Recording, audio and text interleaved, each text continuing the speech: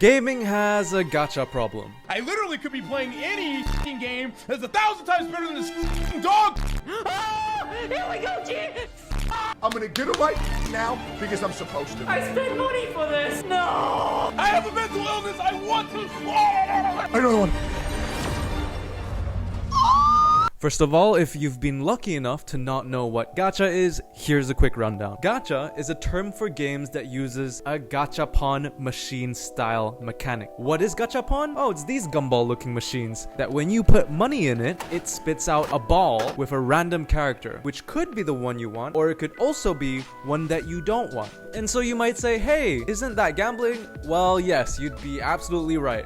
But gambling games doesn't have the same ring to it as gacha games. So that is where we are. And speaking of gacha games, everyone's making one now. Naruto Road to Hokage using reroll jutsu. One Piece, but with gambling. Sword Art Online, where instead of the stakes of dying in real life, it's just becoming bankrupt in real life. Fate, but with gambling.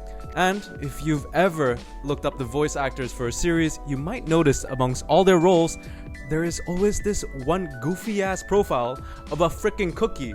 And guess where that's from? You guessed it, a gacha game.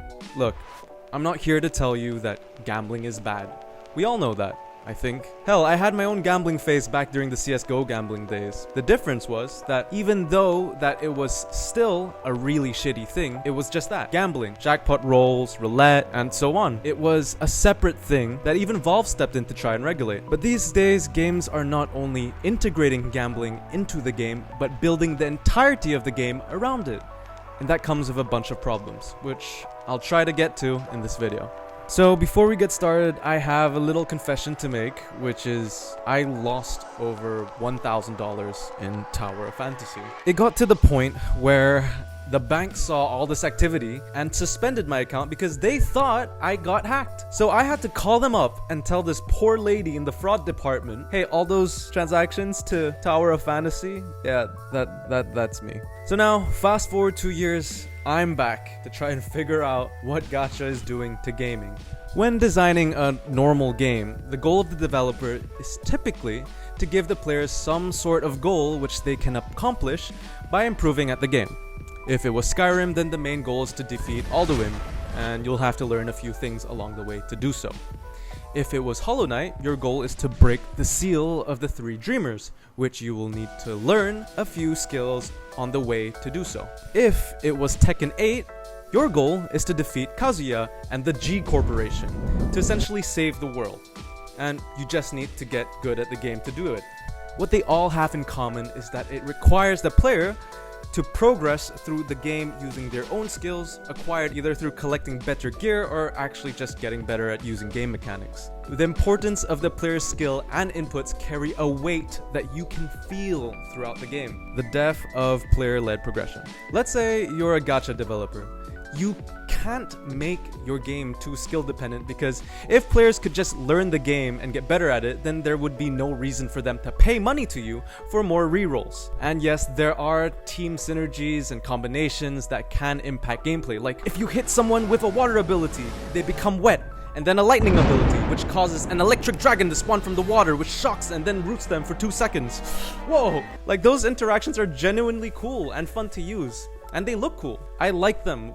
What I don't like is how little it even matters, because if you just haven't rolled the right characters or weapons, you'll just get stuck no matter how hard you try or how good you get. Oh, and even if you do roll them, you'll still need to get them 2 or 3 more times to get the star advancements needed to actually make them good. The importance of having rolled the right things significantly outweighs the importance of player skill and input. And the devs are incentivized to make the game this way because otherwise they won't hit their revenue goal and they will get their funding cut for another project that would make more money. Elements. A half-ass excuse for variety. Elements is something you'll see in almost any gacha game, and on the surface it makes sense. We've seen elemental systems in games like Pokemon for decades. So what's the problem here? Well, in games like Pokemon, elements were added to add a level of depth and complexity to the combat. Gachas, while having some degree of that, mainly add in elemental systems to essentially add paywalls to the player.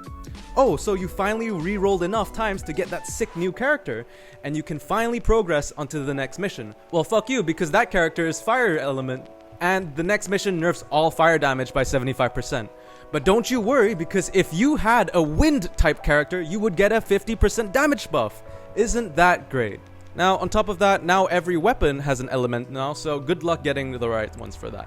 Why I hate this so much is that it takes a game design element that I like and have liked for many years and turn it on its head to become this predatory system which essentially forces players to reroll again in an endless loop, which would actually be fine if it wasn't costing real money. Overcomplicated resource systems. If you ever started playing a new gacha game, you will already be familiar with this experience. You log in and you're told that you need this doubloons currency to buy one roll. Okay, fair enough. But if you want to upgrade your weapons, you need this other futuristically named currency. But don't worry, if you run out of them, you can buy a roll using doubloons so that you can roll 10 shitty items, which you can recycle into that weapon currency. Simple, right? Then there's stamina systems, which in case the player input isn't limited enough already, they're literally barring you from playing certain game modes or levels unless you either wait, which who wants to do, or you can spend your doubloons to buy the ability to play more.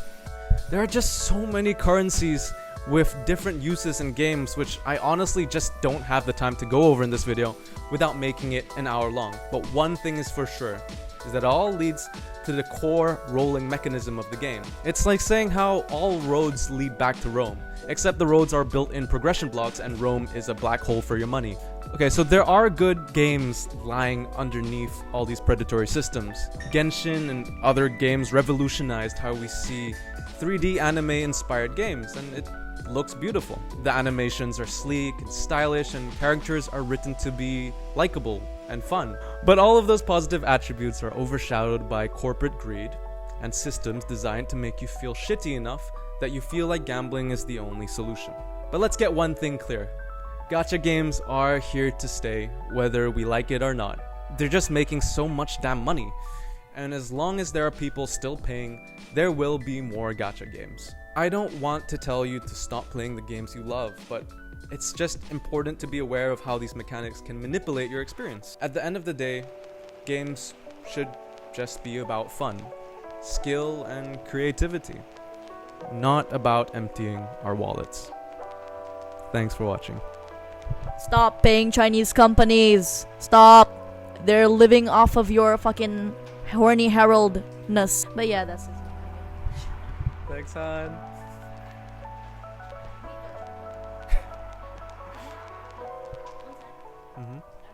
This guy, he was complaining